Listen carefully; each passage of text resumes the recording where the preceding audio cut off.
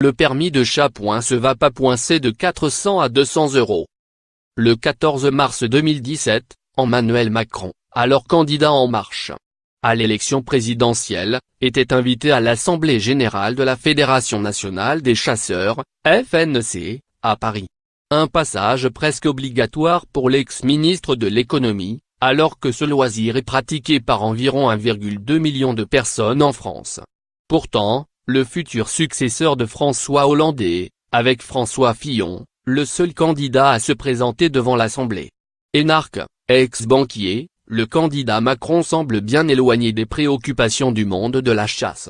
Pourtant, lors de son allocution, il se déclare favorable à la chasse, une pratique qu'il juge formidable. Il évoque même un potentiel retour des chasses présidentielles, fascinante selon lui. Le monde de la chasse, de son côté, est toujours aussi contesté, notamment par les défenseurs de la cause animale. Les différents accidents survenus en 2017, il y en aurait entre 125 et 150 par an, selon l'Office national de chasse et de la faune sauvage, ONCF, moins n'ont pas arrangé la situation. Qu'à cela ne tienne, Emmanuel Macron, lui, a pleinement intégré la cause des chasseurs dans son programme de campagne. Devenu président de la République, il a reçu le 15 février, à l'Élysée, Louis Irène, le président de la FNC, Thierry Coste, conseiller politique de la FNC et François Patriat, sénateur de la Côte d'Or. Lors de cette réunion de travail, le chef de l'État a donné son feu vert pour réformer la chasse.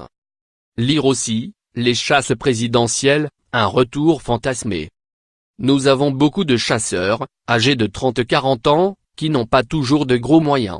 Ils veulent pouvoir exercer leur passion à plusieurs endroits en France. Thierry Coste, conseiller politique de la Fédération nationale des chasseurs. La réforme de la chasse passe par une mesure particulièrement symbolique, la baisse du prix du permis. Il devrait passer d'environ 400 € aujourd'hui à 200 €. Contacté par Le Figaro, Thierry Coste se félicite de cette mesure. Nous sommes très satisfaits de voir que, pour la première fois, un président porte un intérêt majeur pour la chasse. Cette baisse ne concernera que le permis de chasse national, soit environ 100 000 personnes, d'après la FNC. Elle devrait d'abord permettre d'attirer plus de jeunes chasseurs. Nous avons beaucoup de personnes, âgées de 30-40 ans, qui n'ont pas toujours de gros moyens et veulent pouvoir exercer leur passion à plusieurs endroits en France.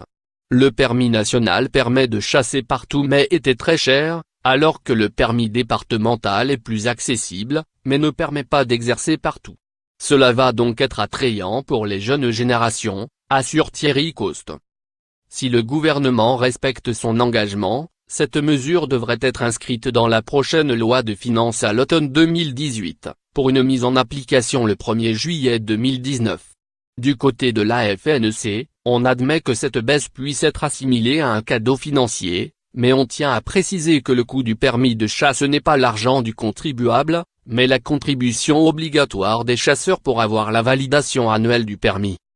Lire aussi, la chasse avec des silencieux est-elle plus dangereuse? La baisse du prix du permis de chasse s'inscrit dans une réforme beaucoup plus large. Le gouvernement a ainsi validé à la mi-février une trentaine de propositions faites par la FNC. Moins des simplifications sont prévues, notamment sur l'accessibilité de la chasse.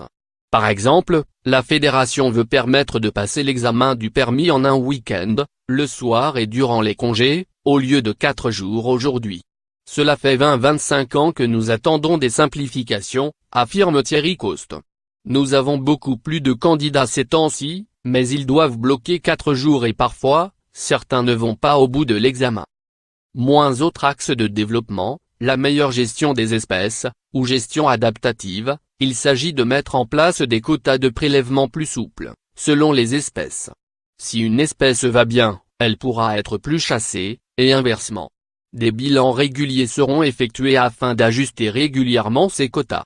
La FNC souhaite des expérimentations sur des espèces comme les oies, les cormorans, ou les ortolans.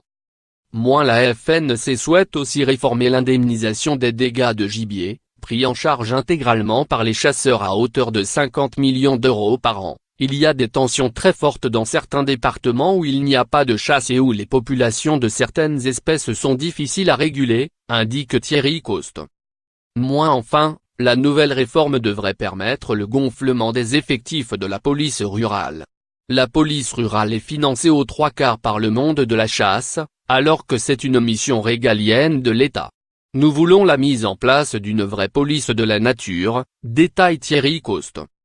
Si Emmanuel Macron a d'ores et déjà validé les idées de la FNC, des ajustements doivent encore être effectués lors de points d'étape réguliers. Le prochain doit avoir lieu à la fin du mois de juin.